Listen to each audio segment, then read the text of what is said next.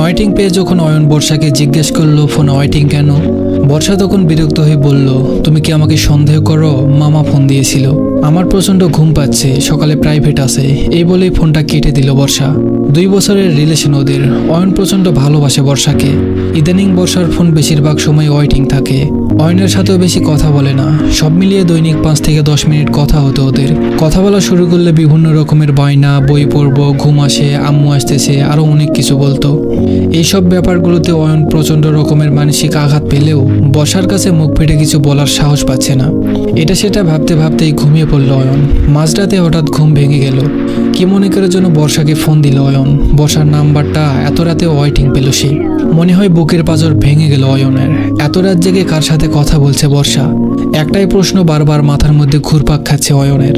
কয়েকবার ফোন দিতেই phone receive করে বর্ষা বলল, এত রাতে কি হয়েছে তোমার? বারবার ফোন দিয়ে বিরক্ত করছো কেন? অয়ন বলল, ঘুম আসছিল না, ভাবলাম তোমার সাথে একটু কথা বলি। তুমি কার সাথে কথা বলছো এত রাতে?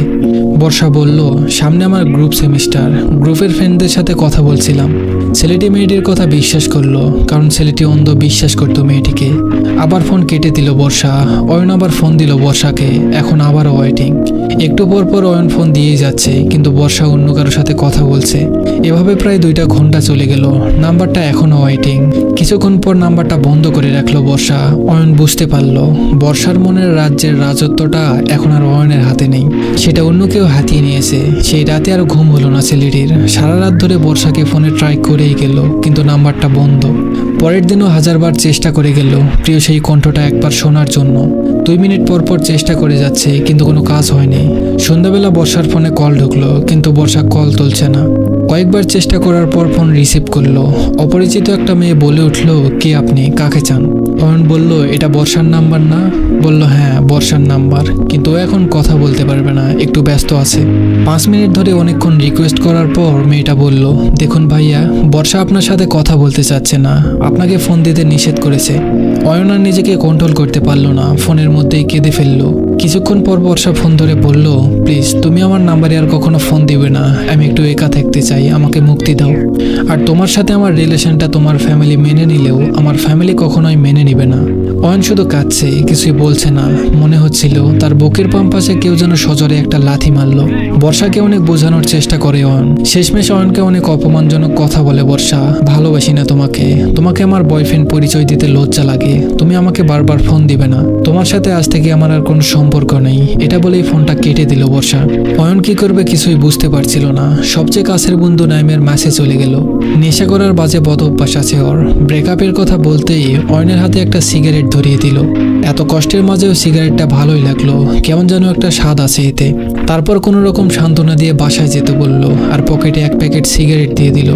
বর্ষাকে অনেকবার ফোন করেছিল অয়ন, কিন্তু মোবাইল বন্ধ। সেদিন রাতে অনেক কান্না করেছিল ছেলেটি, আর সিগারেটের প্যাকেটটাও শেষ করেছিল পুরোটাই। নিজেকে বিশ্বাস করতে কষ্ট হচ্ছিল যে অয়ন অন্যদের স্মোক করতে নিষেধ করত, সেই আজ কি করছে। এরপর থেকে প্রতিদিন নাইমের ম্যাসে যাওয়া হতো। আজ 5 দিন হয়ে গেল বর্ষার সাথে কোনো যোগাযোগ নেই অয়নের। যে ছেলেটা এক মুহূর্তেও বর্ষার সাথে কথা না বলে থাকতে পারতো না, তার একটা কথা শোনার জন্য সারা দুনিয়ার সাথে লড়াই করত, সে আজ 5 দিন হলো কোনো কথাই বলেনি। বর্ষা এখন আর ঠিক আগের মতো নেই, অনেকটাই পাল্টে গেছে, কিন্তু অয়ন নিজেকে একটুও পাল্টাতে পারেনি। এখনো বর্ষার সাথে একটু কথা বলার জন্য মন কাঁদে অয়নের। অনেক চেষ্টা করেছে অয়ন বর্ষার কণ্ঠটা একটিবার শোনার জন্য, কিন্তু কোনো লাভ হয়নি। অয়নের ফোন রিসিভ করেনি বর্ষা। অপরিচিত কোনো নাম্বার দিয়ে ফোন দিলে অয়নের কণ্ঠ শোনা মাত্রই ফোনটা কেটে দিত বর্ষা। এই সেই মেয়ে যে অয়নের সাথে একটু কথা বলার জন্য বাসা ছেড়ে দূরে কোথাও বের হতো না। এই সেই মেয়ে যে অয়নকে এক নজর দেখার জন্য সবার চোখ ফাঁকি দিয়ে বাসা থেকে বেরিয়ে আসতো। এই সেই মেয়ে যে অয়নকে দিনে 1000 বার লাভ ইউ বলতো। এই সেই মেয়ে যে অয়নের বিরুদ্ধে কেউ একটা বাজে কথা বললে সহ্য করতো না। রাতে ঘুম না আসা ছেলেটা এক গাদা সিগারেট খেয়ে রাত পার করে দেয়। আস্তে আস্তে বাজে সবকিছুর নেশায় আসক্ত হয়ে পড়ে অয়ন। প্রায় 1 মাস পরের কথা, নাইমের বাসায় যাচ্ছিল অয়ন। পিছন থেকে অয়ন বলে কেউ একজন ডাকলো। পিছনে তাকাতেই অয়ন দেখে বর্ষার ফ্রেন্ড ইসি তাকে ডাকছে। কাছে এসে সে বলল, আপনাকে কিছু বলার ছিল বর্ষার সম্পর্কে। অয়ন বলল, কি বলবে বলো। ইসি বলল, আমি জানি কথাগুলো আপনার শুনে খুব কষ্ট হবে। বর্ষা আমাকে বলতে বারণ করেছিল, কিন্তু চোখের সামনে একটা মানুষের এভাবে ধ্বংস হয়ে যাওয়ার দৃশ্য দেখতে পারছি না। আপনাদের সম্পর্কের আগে থেকেই বর্ষার অন্য একটা সম্পর্ক ছিল, ছেলেটির নাম বিজয়। বিজয়ের সাথে বর্ষার একবার অনেক ঝগড়া হয়, তখন বর্ষা আপনার সাথে সম্পর্কে জড়িয়ে যায়। কিছুদিন পর ওদের আবার সম্পর্কটা আগের মতো চলতে থাকে। এরপর থেকে আপনার সাথে কি হয়েছে সেটা তো আপনি ভালোই জানেন। মুহূর্তের মধ্যেই অয়নের চোখ দিয়ে পানি গড়িয়ে পড়ে, নেশার মাত্রা আরো বেড়ে গেল। এভাবেই চলতে লাগলো। কিছুদিন পর বাসায় ফিরতে অয়নের মা বলল, ইসি এসেছিল, তোর কিছু কাগজ নিয়ে গেল, পরে দিয়ে যাবে বলল। রুমে ঢুকে অয়ন দেখতে পেল টেবিলের উপর মার্কশিট আর অ্যাডমিট কার্ড মিসিং। রাত 10টার দিকে ফোন আসে অপরিচিত একটা নাম্বার থেকে।